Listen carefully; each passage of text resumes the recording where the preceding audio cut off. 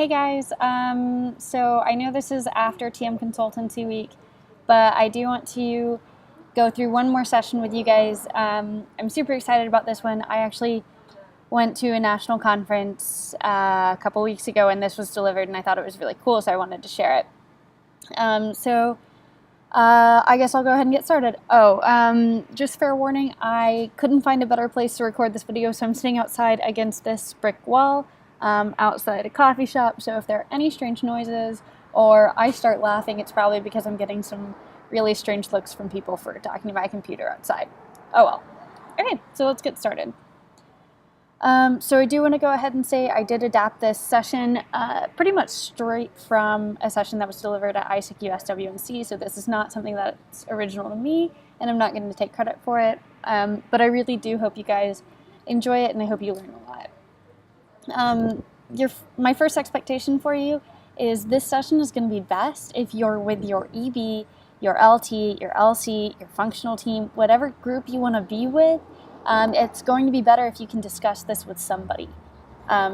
So if you need to pause this video and go find somebody, go ahead. That'll be much better for you.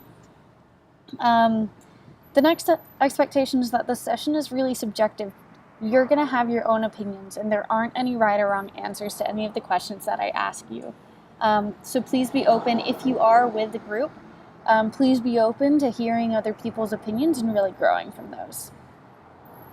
But also be humble enough to view your LC as it really is. Don't try and make your LC into something grand or perfect, because no LC is perfect throughout the entire ISIC network, and there are always things that you can improve upon. So please try to be as humble as you can when you're assessing your LC. Okay, so as I said, this is about organizational culture, and the session is called Superglue. So it's called Superglue because organizational culture is really the sum of values and rituals which serve as glue to integrate the members of the organization. And this is something I really believe and I think is really very accurate. So it's also the shared meetings between members which distinguish your organization from others. So make sure that your members have a meeting to ISIC and they share that meeting and they can really bond with each other over it. But beware that organizational culture can be a liability. It can a lot of times prevent change and it can prevent diversity. And in ISIC, change and diversity are really, really crucial to what we do. And finally, culture is how organizations do things. And this is probably the most obvious thing we could say right now. Like, wow, that was so just obvious, right? But it really is. It's so important to consider organizational culture every time we're trying to get something done. So, moving into some things that are a little more concrete. These are 7 dimensions of organizational culture that you guys should be keeping in mind. Innovation and risk-taking is that first one in the little box. So that's going to really include how likely are you to take a risk? How likely are you going to change what you do and innovate? What's your attention to detail like? Are you very, very detail-oriented, or do you look more at the big picture? Are you motivated and oriented towards your outcome and towards your results? Or are you motivated towards your people, your members? Are you motivated towards your team and making sure that your team is good? So those 3 don't have to conflict with each other, but they definitely, LCs definitely prioritize them a little bit differently. So aggressiveness in reaching your goal, and then stability. Those are fairly straightforward. So I have a task. Those of you that have seen my videos before, you know that I like to ask you to pause the video and do some tasks. So I'd like you to pause this and rank the 7 aspects of organizational culture in an ideal LC and in your own LC. And I'd like to remind you to be humble when you're doing this. So these are the 7 dimensions. You should probably pause your video now.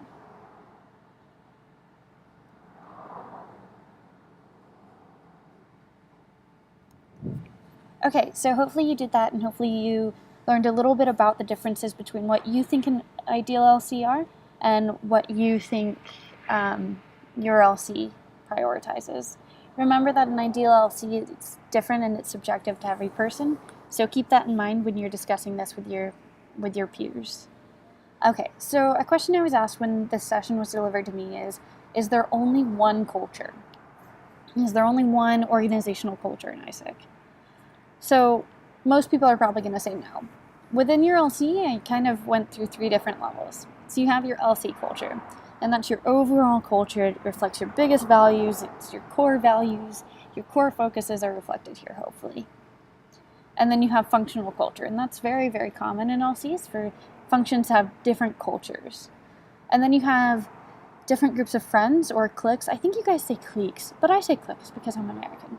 So anyway, you have different cliques within your LC that will have different cultures as well. And so all of this comes together and really adds to your overall LC culture. So I have another task. I know you're not surprised. Pause this video and think about what cultures are in your LC. How many different cultures are there, and what do they reflect in your focuses? And do they reflect those 7 core values that we talked about earlier? So I'll flip back to the core values now, and you should probably pause your video here.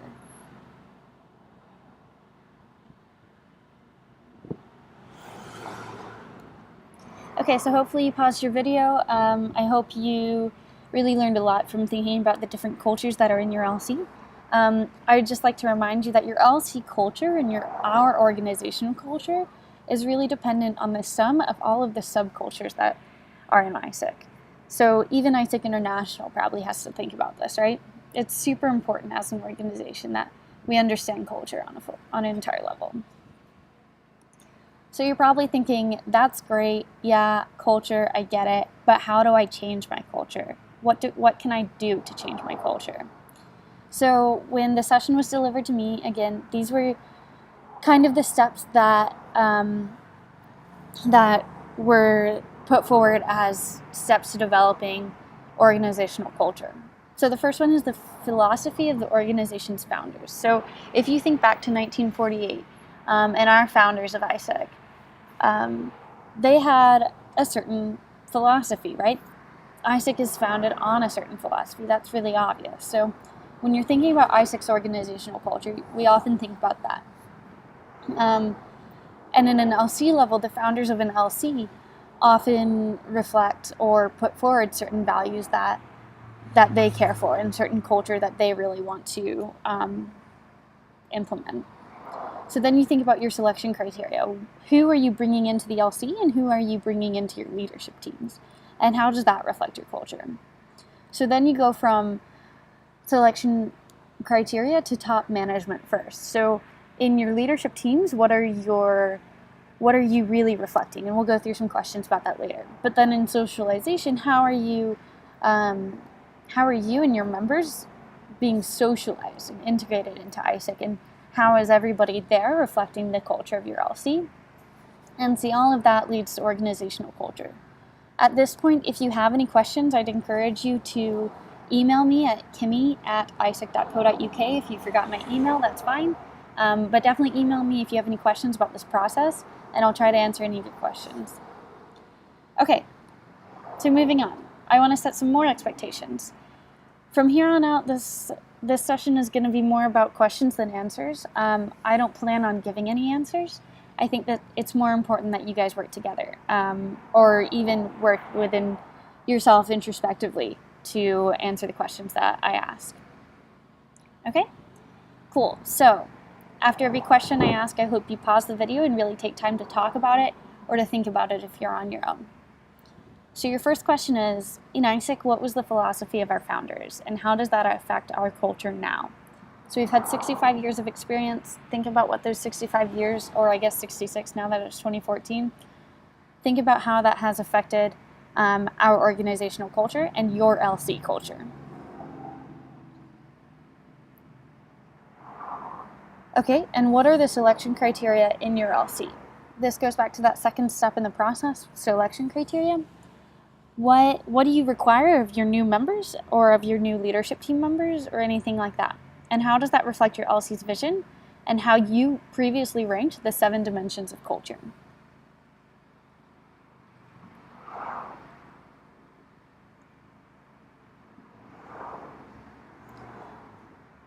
Okay, do you think you should change the selection criteria that you have to create a better culture? If you do think you should change it, how are you going to change it, and what specific changes are you going to make?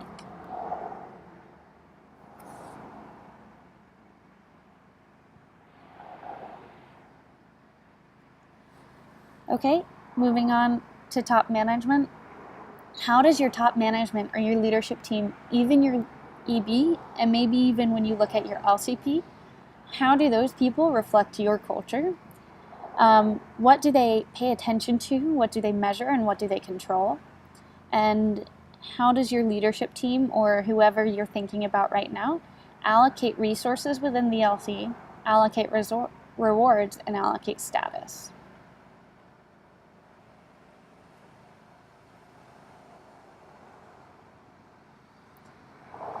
And a really important question when thinking about your top management is, what does your LT or whoever top management you're thinking about, what do they teach others within your LC? What values do they push?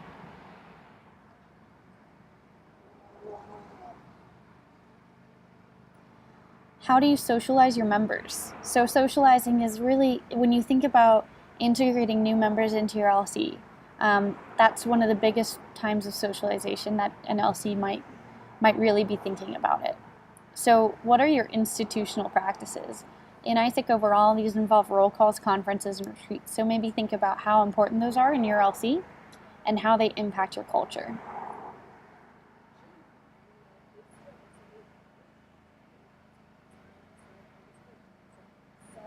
Okay, what are your individual practices? So these are more about the informal practices in your LC that maybe aren't guided by ISIC overall, but more how do your members interact and how do they integrate into the LC?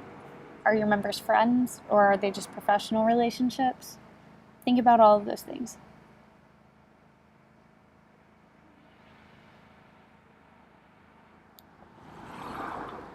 Okay, do any other factors contribute to your culture? Yeah, I'll give you a hint. Your answer should be yes. Culture is really complex, so try and think about as many things as you can. Office space has a really big impact. Formal statements that ISIC puts forward, like the ISIC way or the ISIC values, can really impact what you're doing. And your LC structure. So think about as many features as you can right now and think about what impact they have.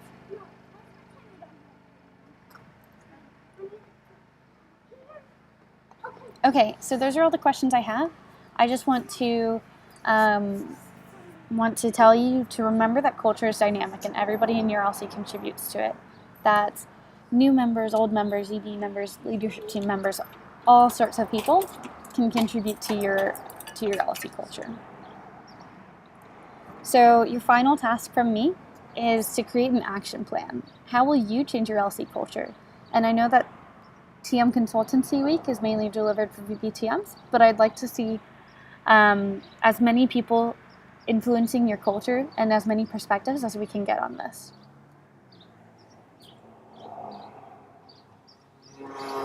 So please, please, please send your feedback and any questions you have and even your great ideas to this email address. It would be super helpful for me to know whether or not this session was helpful, whether or not we should deliver more like this, and whether or not you are changing your LC culture. Cool. So, hi again, there's my face. So I'm glad that we made it through this session without too many weird distractions or noises. I know a few cars drove by, a few kids came up, so sorry for the awkward place that I'm having to deliver this from.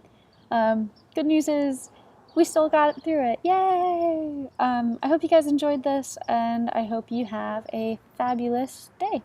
Bye!